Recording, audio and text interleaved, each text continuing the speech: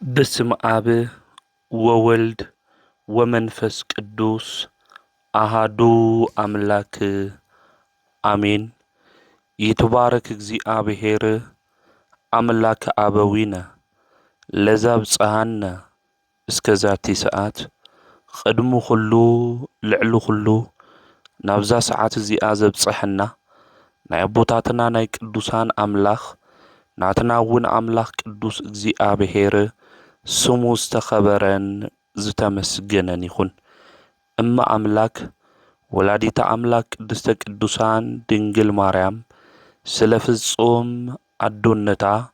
سلفصوم خبرن مسغانان يبصحيا خم اون قدوسان ابوتاتنا قدوسان اديتاتنا بستوهاوم خبر متن كله مسغانا يبصحيم أبستفلالي عالم خوينكم ازي منفساوي ميديازي اتكتاتلو صدرا እግዚአብሔር أمسكال تسقيلو فتصوم زخونة سلامو بزهابنا بإيسوس كريستوس فتصوم سلام خمي تصنحو خمي تخونو سلام እግዚአብሔር مسخلاتكم يخون انكوا نصوم 4 بسلام أبصحكم أبصحنا بأرثوذكساوي توحدو بيت كريستيان ازي كابيكاتي تشعن تجميرنا لومي ان جمرو صوم عاوي صوم 4 صوم هدادي انابلنا ان صوعو صوميو ناوزي غزينا اوان ملخنا قدوس እግዚአብሔር عدمن طعنان هيبو سلازبصحنا سمو استخبرن زتمسجنن يخون نايلومي عاوي صوم يكاتيت شومنت درار صوميو يكاتيت تشعنت دما اتو صوم زجمرلو مخانو كلنا كنفلط كنردا نصوم كندالو خمز جبئنا بيت كريستيان تمهرنا تنجرنا ايا ازي صوم ازي عاوي صوم 55 معالتتاتيو بصومن بصلوتن بقداسين بساعاتاتن خوينا املاخنا قدوس እግዚአብሔር انلمنلو عاوي ناي بركت غزي سلازخونه ازي غزي ازي ناي نفسنا واغا نرخبلو صوم نكخونلنا بسلام دما املاخنا قدوس እግዚአብሔር اجميرو بسلام دما نكفصمنا ناتو قدوس فقاد يخونلنا عوي صوم نمنتا ايو تباهيلو ملخنا نسو مدحانيتنا إيسوس كريستوس 4 معالتن 4 ليتن يو صيمو نحنا نمنتا إنا 55 معالتي ان صوم زبلن خالقوتن እግዚአብሔር أملاخنا بزغلصلنا طببن ميستر كنمهارينا ناتو قدوس فقاد يخونلنا نلمو عنتن نمهارو ناي تمرتنا رأس زخون صوم 4 زبليو بأرثوذكساوي توحدو بيت كريستيان كافتوم ناي أواجا صوامات نبلوم اتناي مجمريا عاوي صوميلنا ون انصوعو صوم 4 ايو أرثوذكساوي توحدو بيت كريستيان بسرعة عملكو مسارات دما ناي صومن ناي صلوتن ناي تغادلون ناب እግዚአብሔር مملاس فلي وقتي ካብ ዝኾኑ ሓደ ዓውይ ጾም እዩ ዓውይ ጾም ፋሲካ እንገብሮ ጉዕዞ እንጅምረሉ ወቅቱ እዩ ስለዚ ዓውይ ጾም ምስ ፍቃደ ስጋና ውግእ ብምግባር ድሕርነት ነፍሲ እንረኽበሉ ግዜ እዩ እዚ ዓውይ ጾም ናይ ስጋ ፍቃድና ካብ ምንም ግዜ ብላዕሊ ብቆራጽነት እንዋግእሉ ናይ ዓወት ቅልጽምና እናልዕለሉ እዋን እዩ ኣብ ጾም ወርሒ ናይ ስጋን ናይ ነፍስን ውግእ ይግበር እዩ ስለዚ ነፍሲ ምስ ስጋ ኣብ ትገብሮ ውግእ ድማ እታ ነፍስና ክትሽንፍ ይግባእ ነፍስና ንክተሽንፍ ኣብ ልዕሊ ናይ ስጋ ፍቃድ ድማ ነፍስና ክትስልጥን ምእንቲ መሳሪሓ ክትዕጠቕ ይግባእ እቲ ክትዕጠቕ ዝግብኦ መሳሪሓ ድማ ጾም እዩ ጾም ፍቃደ ስጋና ንፍቃደ ነፍስና እናግዝእሉ መንፈሳዊ መሳሪሒና እዩ ስለዚ ኣብ ጾም ግዜ ነፍስና ኣብ ልዕሊ ስጋና ዓወት ክትጎናጸፍ ይግባእ ስለዚ ኣብ ውሽጥና ዘለው ጸላእቲ ኩሉ ክሰዓሩ ዝኽእሉ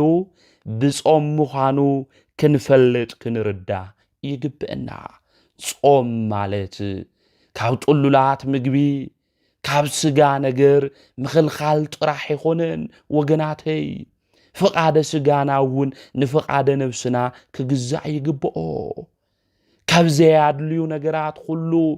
ካብ ስጋዊ ድሌት ሁሉ ክንዕቀብ ይግብአና ክንሕለው ይግብአና ናይ ጾም ትርጉሙ እዚ እዩ ስለዚ ኣብዚ ዓብይ ጾም እዚ ኣብዚ ጾም 40 እዚ ክንጾም እንተለና ናይ ስጋ ድሌትና ናይ ስጋ ትምኒትና ዘይኾነስ ናይ ነፍስና ስራሕ ክንሰርሕ ይግብአና ስለዚ ዓብይ ጾም መዓዝ እዩ ዝጅምር ክንብል እንተለና የካቲት 17 ሶኒ ይጅምር ንምንታይ እዩ ዓብይ ጾም ተባሂሉ እንድሕሪልና እዚ ጾም እዚ ዝጾሞ خبر مسجانا نشوما صوا وعيهون مو نايخلنا أبو نايخلنا فتعري قويتنا مدحانيتنا إيسوس كريستوس زوز أمو صوميو بسجا تجلسو بأكال ترخيو زوز أمو صوميو عبد برا كورنتوس ناربع معلتي ناربع عليتي تطاويلو كي تقمط اغرو كي عصف زرغحنا داود ما كي عصفن ناربع معلتنا ناربع عليتي عبد برا كورنتوس زصومو صوميو سلازي عبي زخونه እግዚአብሔር ዝጾሞ ጾም ስለዝኾነ ዓብይ ጾም ተባሂሉ ተጸውዒ እዩ እቶም ካልኦት አጽዋማት ፍጡራን እዮም ጾሞሞ ዓብይ ጾም ዝጾሞ ግን ፈጣሪ እዩ ካልኦት አጽዋማት ጎይታን ምርካብ እዮም ተጾሞም ዓብይ ጾም ግን ጎይታ እዩ ባዕሉ በአካል ተረኺቡ ጾምዎ ካልኦት አጽዋማት ዝተጾሙሉ ምኽንያት እቲ ዘድሕን መድሓኒት ዝኾነ ክርስቶስ ንክወርድ ንክውለድ እዩ ብተስፋ ክመጽእ እዩ ኢሎም እዮም ጾሞሞ ተማሒጺኖሞ ዝዓብይ ጾም ዝግን እዞም ኩሎም ተስፋታት እዚኦም እቶም ትንቢታት ኩሎም ፍጻሜ ዝረኸብሉ ብመስቀሉ ሰላምና ብትንሳኤኡ ብሞቱ ትንሳኤና ዝተረጋገጸሉ ዓብይ ጾም እዩ ስለዚ ንዚ እዩ ዓብይ ጾም ተባሂሉ ዝጽዋዕ ጎይታና መድሓኒትና ኢየሱስ ክርስቶስ ምስተጠመቐ በእደ ዮሐንስ ናብ ገዳመ ቆሮንጦስ ይኸይዶ ማቴዎስ ወንጌል ምዕራፍ 4 ቁጥሪ 1 እውን ክናንብብ እንተለና መንፈስ ቅዱስ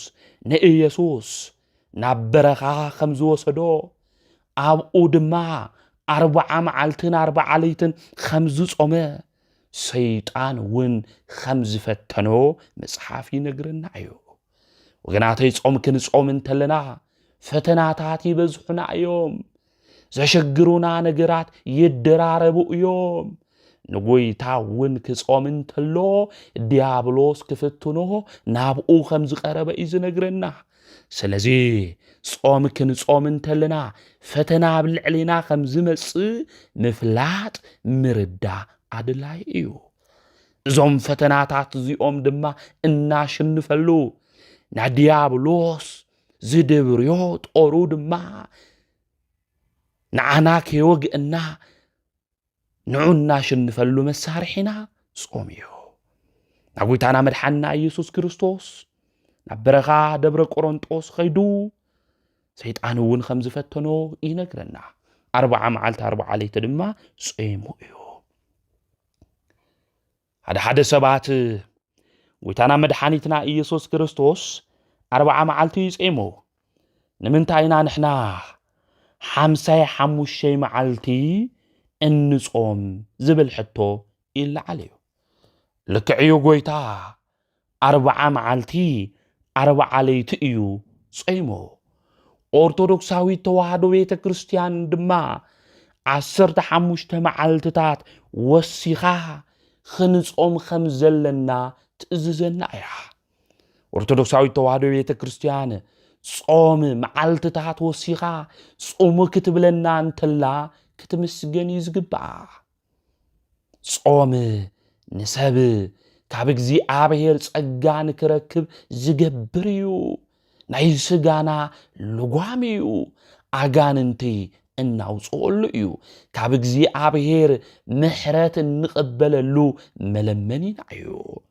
እዚ ጾም እዚ ቤተ ክርስቲያን ወሲኻ ጾሙ ክትብለና እንተል ክትውቀሰ ይግባእ ቤተ ክርስቲያን ክትምስገን እዩ ዝግባእ ንጾም ድማ ክንዳለው ሃም ዝግብእና ዝዓበየ ቦታ ድማ ንጾም ክንህብ ሃም ዝግብእና እዛ ምድራዊት ኣብ ምድሪ ዘላ ናይ ክርስቶስ መንግስቲ ዝኾነት ቤተ ክርስቲያን ትነግረና ተረድአና ስለዚ እዞም 15 መዓልትታት ዝተወሰኹሉ ምኽንያት ክንምልከት እንተለና እቲ ናይ መጀመርያ ሰሙን ጾመ ሕርቃል ወይም ዘወረደ ተባሂሉ እዩ ዝጽዋዕ ሕርቃል ዝበሃል ንጉስ ናይ ሮማ ሻልሻይ ክፍለ ዘመን ዝነበረ እዩ እዚ ንጉስ እዚ ድማ ብፍላይ ናይ ፋርስ ንጉስ ዝነበረ ናብ ኢየሩሳሌም ከተማ ኣትዩ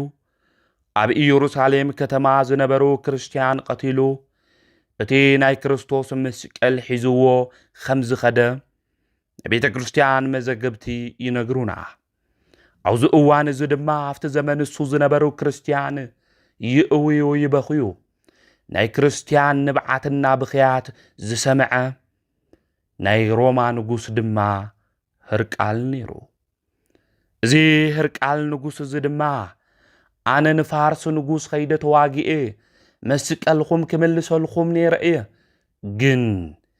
ሰብ ዝቐተለ ዕድመ ልክዑ ይጹም እዩ ዝብል ዕድመ ልክዐይ ድማ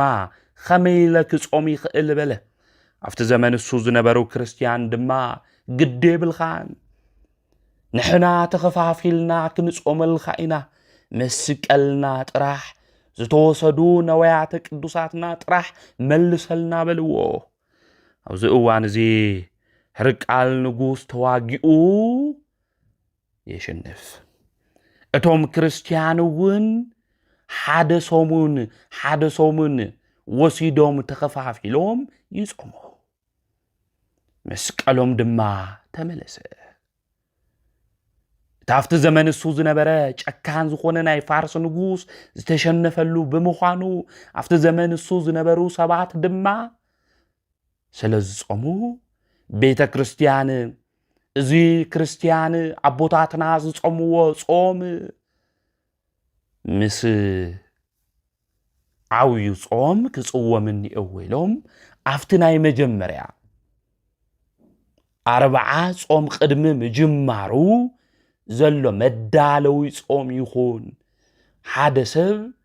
ናብ ዝኾነ ውግእ ከኣቲ እንተሎ ይዳለው እዩ ጎይታና መድሓኒና ኢየሱስ ክርስቶስ ዝጾሞ ጾም 40 ጾም ቅድሚ ምእታውና ጾም ብጾም ምእንቲ ክንቅበሎ ንጾም ብጾም ምእንቲ ክንቅበሎ ዘወረደ ወይም ጾመ ሕርቃል ክንጾም ሃምለ ግብእና ኣብቲ ዘመን እሱ ዝነበረ ናይ ፋርስ ንጉስ ከም ዝተሸነፈ ኩሉ ንሕና እውን እቲ ጸላኢና ዝኾነ ዲያብሎስ ምእንቲ ክነሸንፍ ተዳሊና ምእንቲ ናውጾም ምእንቲ ክንኣቱ ንጾም እንቅበለሉ ጾም ዘወረደ ወይ ምህርቃል ክንጾም ሃምለ ግብእና ቤተ ክርስቲያን ተርድእና ትነግረና እያ ካሊ ሰሙነ ሕማማት እዩ ትልተወሰኸ ሰሙነ ሕማማት እዩ ናብ ጎይታ መከርኡ ሓዘኑ ሐዋርያት አቦታትና የሓዝኑ ይበኽሩ ነይሮም ስለዚ ተወሳኺ ኮይኑ ማለት አፍታ ናይ መጀመርያ ሰሙን እኒኦ እውን ቀፂሉ ሰሙነ ሕማማት 15 መዓልቲ እዩ ማለት እዩ ናስ ተወሰኹሉ ምኽንያት እውን ብዚ መንገድ እዚ እዩ ሓደ ሰሙነ ሕማማት እዩ ትናይ መጀመርያ ለሎ ዘወረደ ወይ ከዓ ጾመ ህርቃል እንብሎ እዩ ጾመ ህርቃል እንብሎ እዩ ብዚ ምኽንያት እዚ ቤተ ክርስቲያን ወሲኻቶ እያ ማለት ወሲኻ እያ ማለት ካሊ ኣብ ጾመ 40 ውሽጢ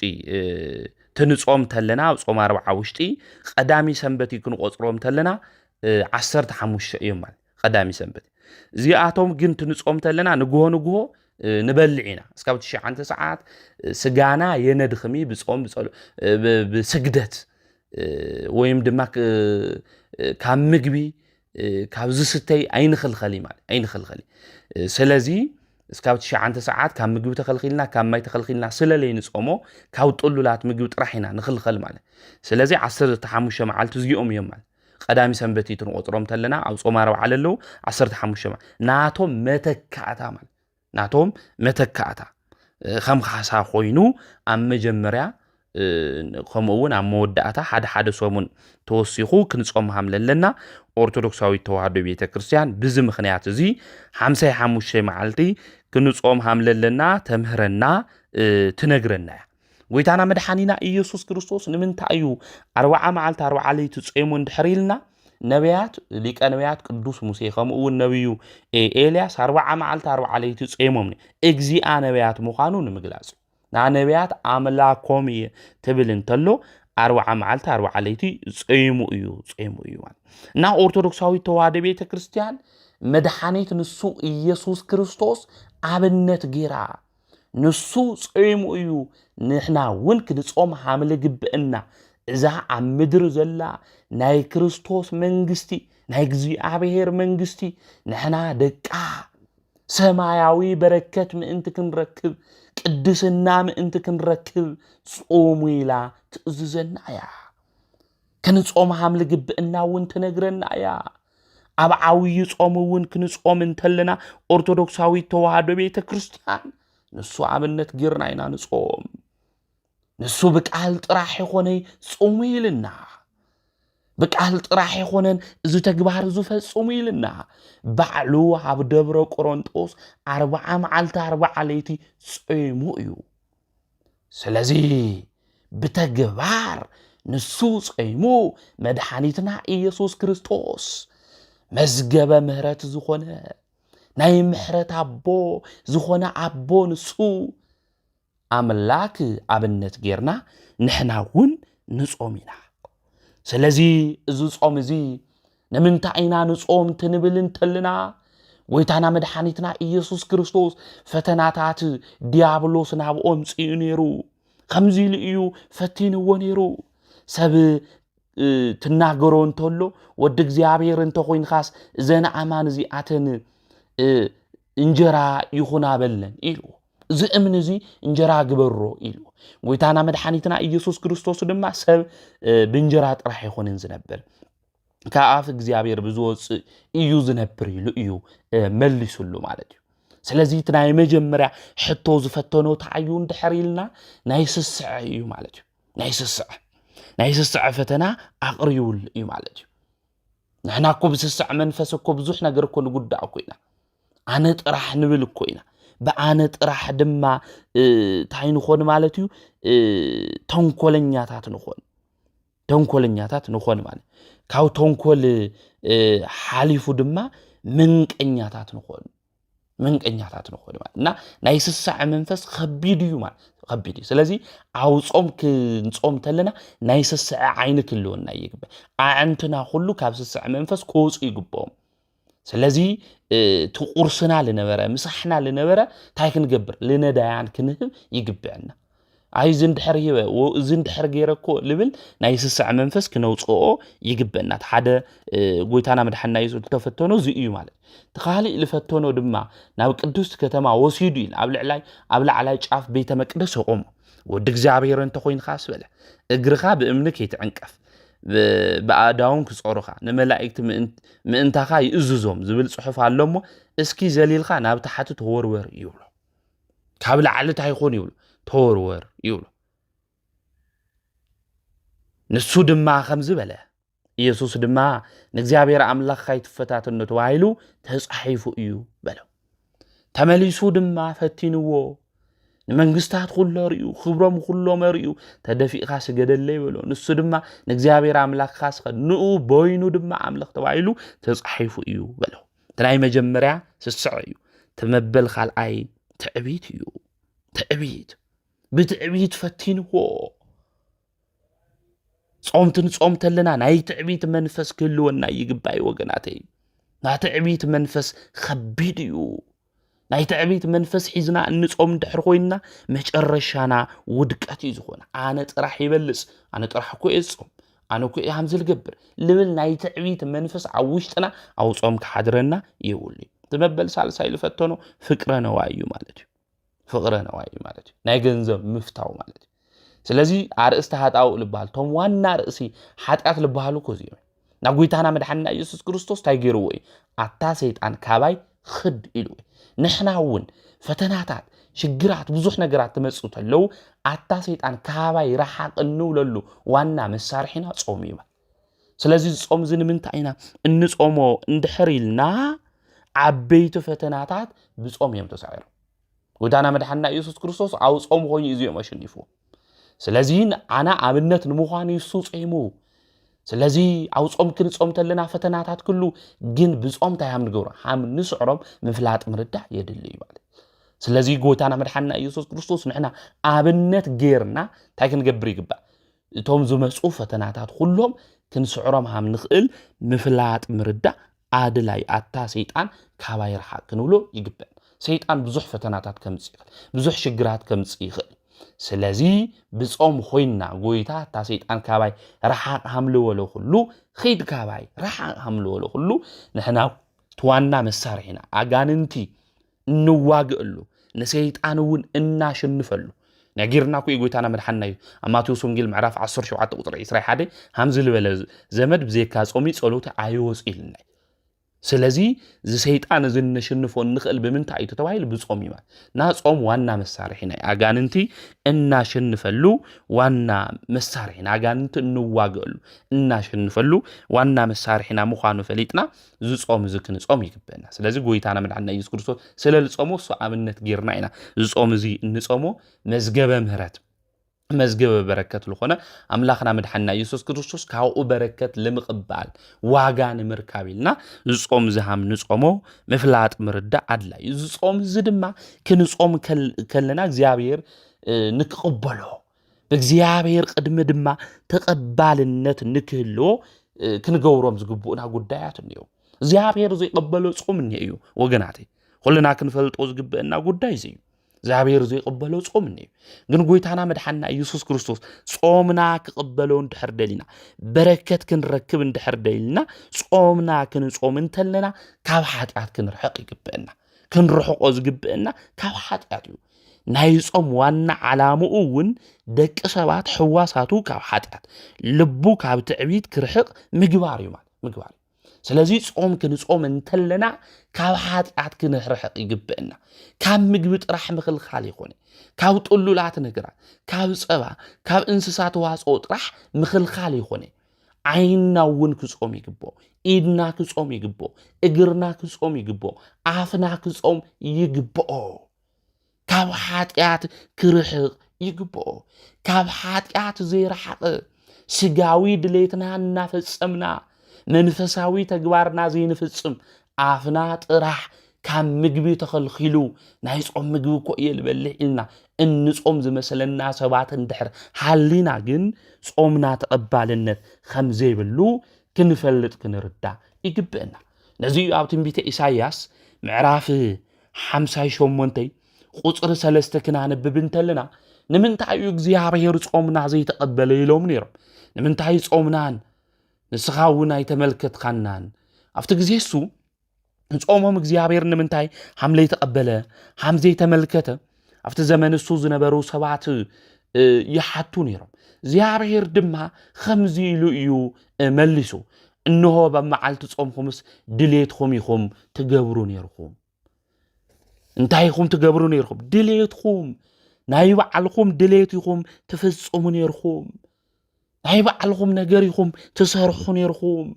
ብስጋዊ ትምኒትኩም ብስጋዊ መንገድኩም ኢኹም ትኸዱ ነይርኩም። ኣነ ብዝኣዘዝኩኹም ኣነ ክሕጉሰኒ ብዝኽእል መንገዲ ይኾንኩሚ ትኸዱ ነይርኩም ይብል እግዚኣብሔር። ስለዚ ጾምና ክንጾም እንተለና ወገናተይ ብምንታይ መንገዲ ኢና ንጾም ዘለና? ኣው ጾም ምግቢ ጥራሕ ዲና ንቕይር ዘለና? እንበልዖም ምግብታት ጥራሕ ዲና ንቕይር ዘለና? ወይስ ባህርያዊ ለውጥ እውን ንገብር ኣለና ኢና? ናነነዌ ሰባት እኮ ምግቦም ምቕያር ይኾነይ ምጽኣሞም ጥራሕ እኮ ይኾነይ ካብ ክፍኣቶም እዮም ተመሊሶም፣ ካብ ከንቱነቶም ካብ ዘይረብሕ መንገዶም ተመሊሶም ናብ እግዚኣብሔር እዮም ብንብዓት ኮይኖም መሓረና ኢሎም። ዮናስ መጺኡ ክትግልበጡ ኢኹም ክብሎም እንተሎ ኩልና ብሓደ ናብ መቃብር ካብ ንወርድ ኢሎም ናብ እግዚኣብሔር ለሚኖም ክፍኣቶም ኩሎም ገዲፎም ሓጢኣቶም ኩሎም ገዲፎም ባህርያዊ ለውጥ እዮም ኣምጽኦም። ናብ ምግቢ ምልዋጥ ጥራሕ ይኾነይ ንሕና ንጾም እንተለና ስጋ ንበልዕ እንድሕር ነርና ብሽሮ ኢና ንቕይሮ። ከምኡ ይኾነይ ጾም ወገናተይ ናይ ምግቢ ለውጥ ጥራሕ ምግባር ይኹ ባህርያዊ ለውጥ እውን ክንገብር ይግባእ። ካብ ክፉእ ስራሕና ክንምለስ ይግባእ። ንስሓ ክንኣቱ ይግባእ። ጾምና ብንስሓ ኢና ክንቕበሎ ዝግብአና። ቀበላ ድራር ጾም መብዛሕቴና ደስ እናበለና ትጾም ብምምጽኡ ንስሓ ኣትዩና ዶ ንቕበሎ ኣለና ንኾን? እዚኢና ክንፈልጥ ዝግብአና እግዚኣብሔር ዝቕበሎ ጾም ምእንቲ ክኾነልና ስጋዊ ድሌትና ጥራሕ እንፍጽም ክኾነ ይግብእ። ንሱ እውን ዝብሎም ዘሎ ብመዓልቲ ጾምኩምስ ድሌትኩም ኢኹም ትፍጽሙ ነይርኩም ኢልዎም። መዓልቲ ጾም ክመጽእ እንተሎ እንፍጽሞ እንገብሮ ነገር እንታይ እዩ? ስለዚ እቲ ጾም ክመጽእ እንተሎ ደስ እናበለና ንስሓ ኣትዩና ሓጢኣትና ኩሉ ድማ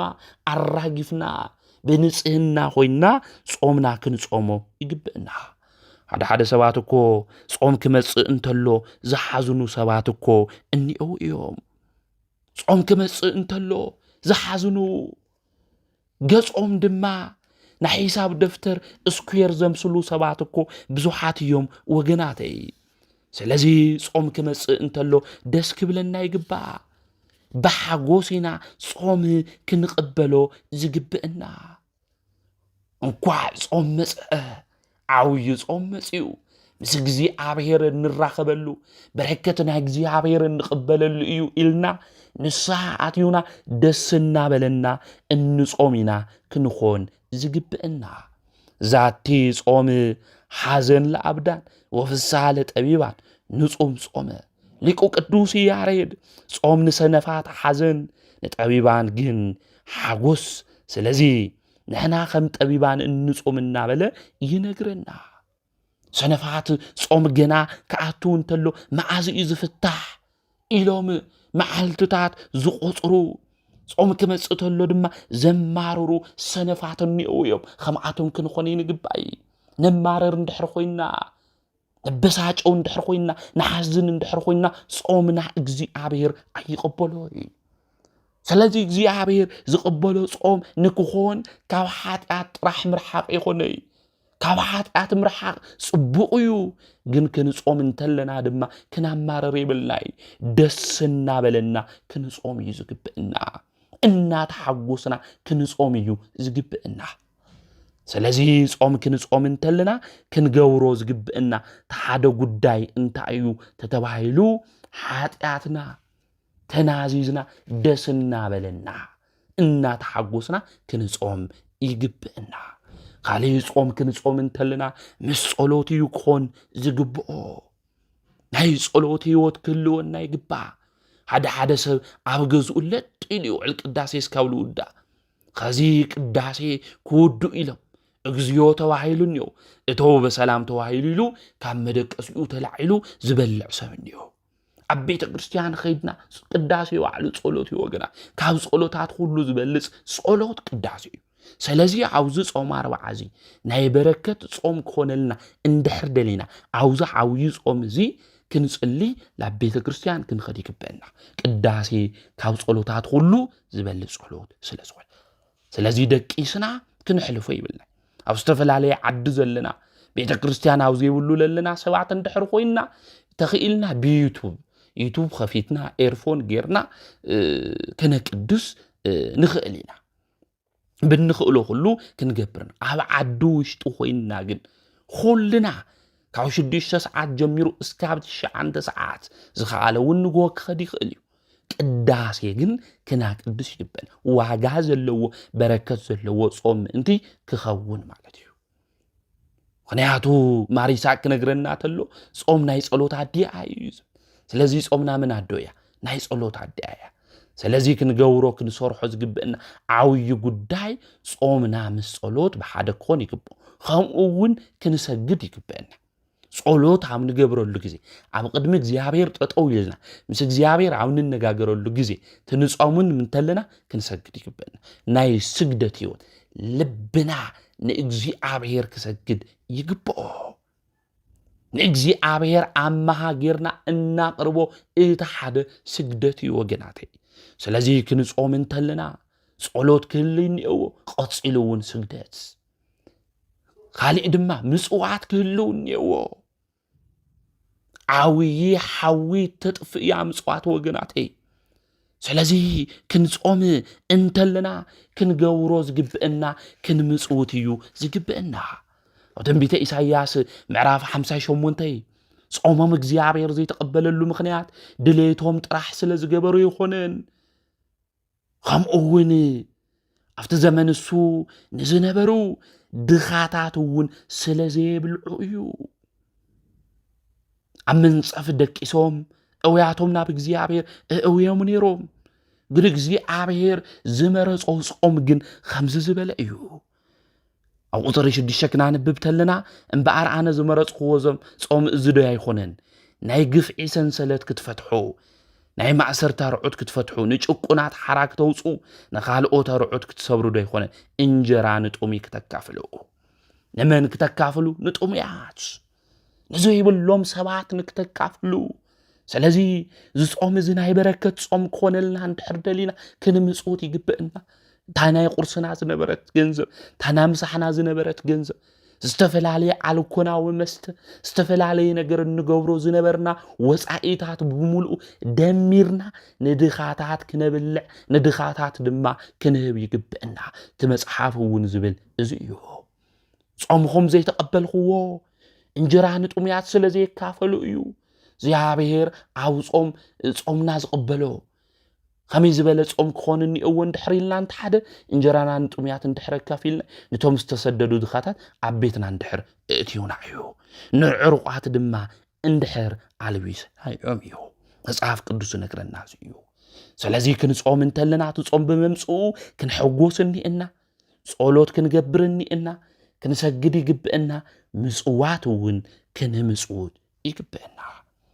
ካለይ ጾም ክንጾም እንተለና ክንገብሮ ዝግብአና ብፍቕሪ ክኸውን ዝግብኦ ናይ ፍቕሪ ሰባት ኢና ክንኾን ዝግባእ ናይ ፍቕሪ ሰባት እንድሕር ዘይኮንና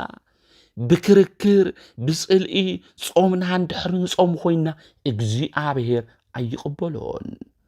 እንሆ ንጽልእን ንክርክርን ትጾሙ ኣለኹም ይዝብል ንክርክርን ንጽልእን ስለ እትጾሙ ድማ ጾምኹም ኣይተቀበልኽዎን ኣነ ዝደልዮ ጾም እዚ ይኾነን ይብል እግዚአብሔር ስለዚ ክንጾም እንተለና ንጽልኢ ንክርክር ንዘየድሊ ነገር ክኾን ኣይግብኦ ይጾምና ሓደ ሰባት እኮ ጾም ክጾሙ እንተለው ንእከለ ከምዚ ጌርካ ጥፍአለይ ንእከለ ድማ ከምዚ ግበረለይ እናበሉ ዝጾሙ ሰባት እኮ እኒአው እዮም ዝጾም እዚ ግን ብሓቂ ብለኩም ኣለኹ እግዚአብሔር ኣይቕበሎይ እግዚአብሔር ዘይቕበሎ ርኩስ ጾም እዩ ኣብ ቅድሚ እግዚአብሔር ዘይቀርብ ጾም እዩ ማለት እዩ ስለዚ ጾም ክንጾም እንተለና ንክርክር ንጽልእ ክኾነ ይግባእ አይሁድ እኮ ክርስቶስ እስካብ ሞት እስካብ ስቀል እኮ አይንበልዒን ሰቲሎም እኮ ተማሒሎም ነይሮም እዮም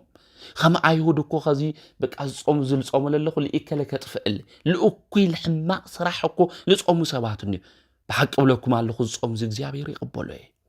ስለዚ እግዚአብሔር ዝቅበሎ ጾም ምእንቲ ክኸውን እንድሕር ኮይኑ ካብ ጽልእ ካብ ክርክር ዝወጽ ብፍቅሪ ክኾን ይግባ ጾምና ጾም እኮ ካብ ጥሉላት ምግቢ ካብ ስጋው ምግቢ ካብ ዘይድልዩ ነገራት ካብ ቅብዓት ዝኾኑ ካብ እንስሳት ተዋጽኦ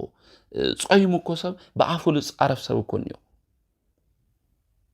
ዘይድልዩ ነገራት ልገብር ልፍጽም ልሰርሕ ሰብ ነው ስለዚ እግዚአብሔር ዝቅበሎ ናይ በረከት ጾም ኮነና እንድሕር ደሊና ኮይና ካብ ጽልእ ካብ ክርክር ካብ ጸርፊ ክንወጽ ብፍቅሪ ኢና ጾምና ክኾን ዝግብኦ ማለት እዩ ስለዚ እግዚአብሔር ዝቅበሎ ቅዱስ ጾም ምእንቲ ኮነልና ዝተባረከ ጾም ምእንቲ ኮነልና ዞም ተግባራት እዚኦም ክንፍጽም ክንሰርሕ እዩ ልግብእና ማለት እዩ ስለዚ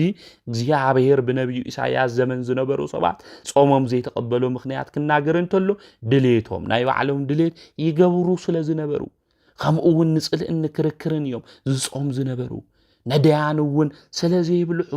እግዚአብሔር ዝቅበሎ ድማ ጾም እንታይ እዩ እንድሕሪልና ንድኻታት እንድሕረብልና ዝተኣሰሩ ሰባት ድማ እንድሕር ኣፍቲሕና እንድሕር ሓቲትና እንድሕር ለዓረቁ ሰባት ድማ ኸዲና እዮም ኮይና ምስ ጸሎት ምስ ስግደት ምስ ምጽዋት እንድሕር ኮይኑ ብፍቅሪ እንድሕር ኮይኑ ብቅድስና እንድሕር ኮይኑ ብንጽህና እንድሕር ኮይኑ ንስሓ ኣትዩና እንድሕር ኮይኑ መጽሓፍ ቅዱስ ክናንብብ ተለና ማቴዎስ ወንጌል እኮ እንታይ ድል ብለና ስለ ጾም ክነግረና እንተለኮ ገጽኩም ተሓጸው እኮ ይልብለና ገጽካ ምሕጻም ማለት እኮ ንጽህና ይሃሉኹም ማለት እኮ ይወገናተይ ኣብ ምዕራፍ 6 ማቴዎስ ወንጌል ክናንብብ እንተለና ገጽኩም ተሓጸው እኮ ይልብል ገጽኩም ተሓጸው ማለት እኮ ንጽህና ይሃሉኹም ማለት እኮ እዩ ቅብዓት ተቀብኡ ማለት እኮ ቅብእሰ ፍቅረ እጓለመ ፍቅሪ ማለት እኮ እዩ ስለዚ ሓደ ሰብ ጾም ክንጾም እንተለና ናይ ጎይታና መድሓና ኢየሱስ ክርስቶስ ዝጾሞ ጾም ካብኡ ድማ በረከት ክንቅበል ኢና ክንብል እንተለና ጾምና ክንጾም እንተለና ወገናተይ ብፍቅሪ ክኾን ይግብኦ ብንጽህና ብቅድስና ንስሓ ኣትዩና ድራር ጾም ስቁልና ላብ ሬስቶራንት ብምኻድ ናብ ስጋ ቤት ብምኻድ ጮማ ብምቁራጽ ስጋው ድሌት ብምፍጻም ክኾን የውልይ ወገናተይ እዚ እግዚአብሔር ዘይፈትዎ እግዚአብሔር ዘይደልዮ እዩ ማለት እዩ ስለዚ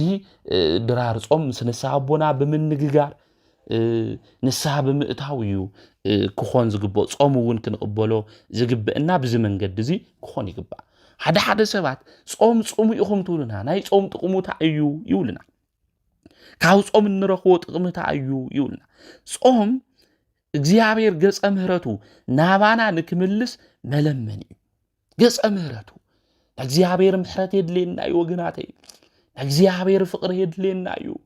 እግዚአብሔር ሰላም የድልየና እዩ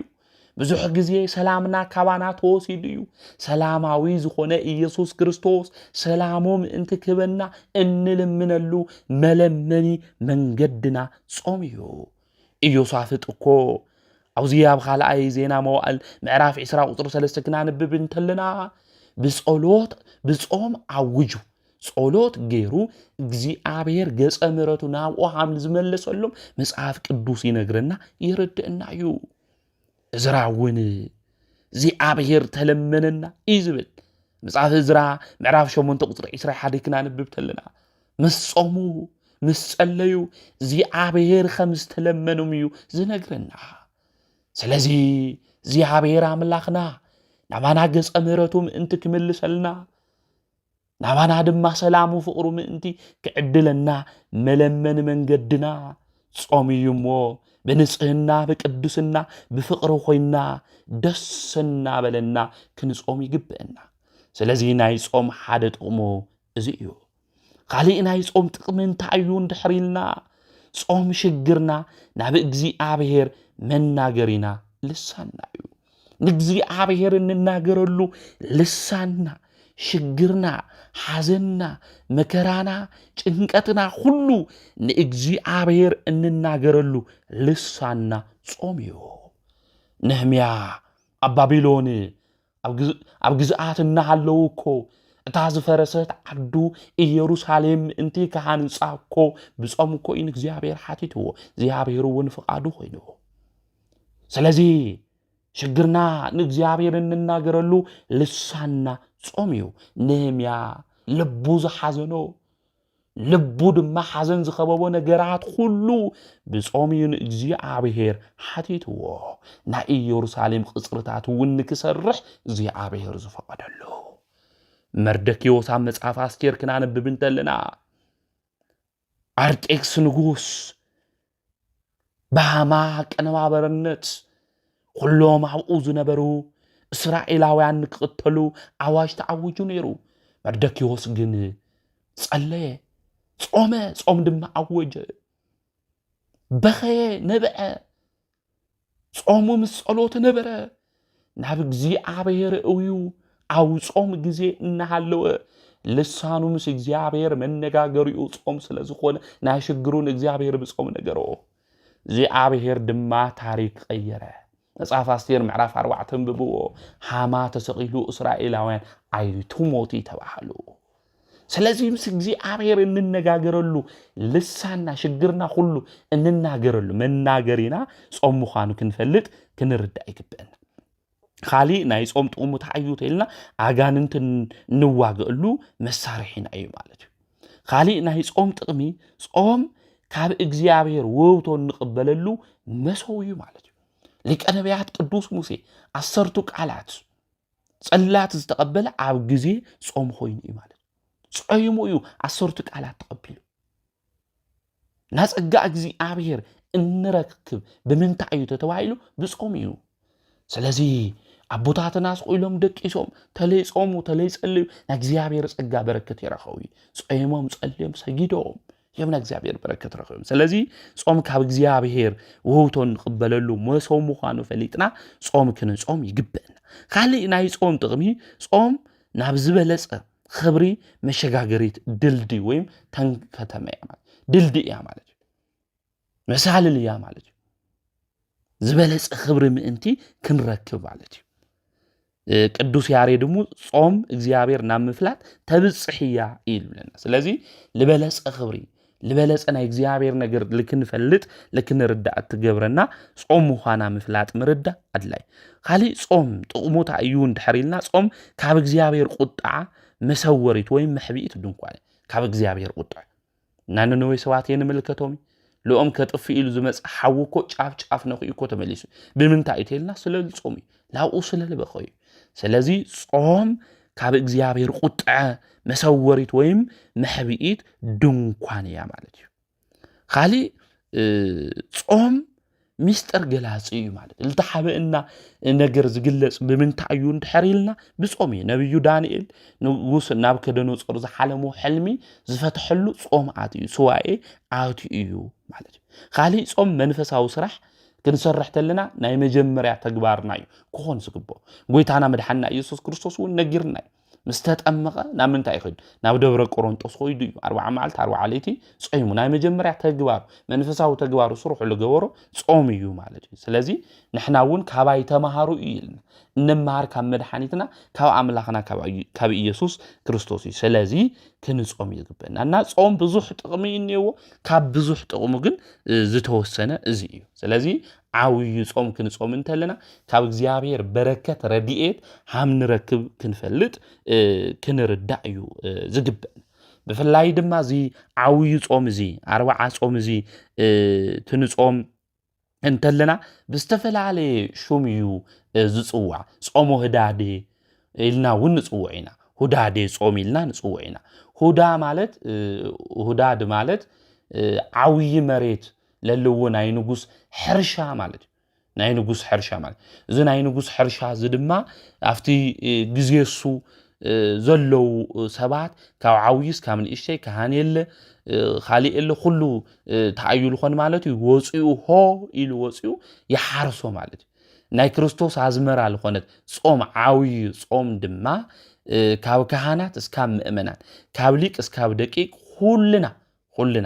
ኩልና ክንጾም ይግበአና እቲኦም ሆይ ኢሎም ናይ ንጉስ ሕርሻ ሃምለ ሓርሱ ኩሉ ናይ ንጉስ ሕርሻ ኩሉ ሃምለ ሰርሑ ኩሉ እዛ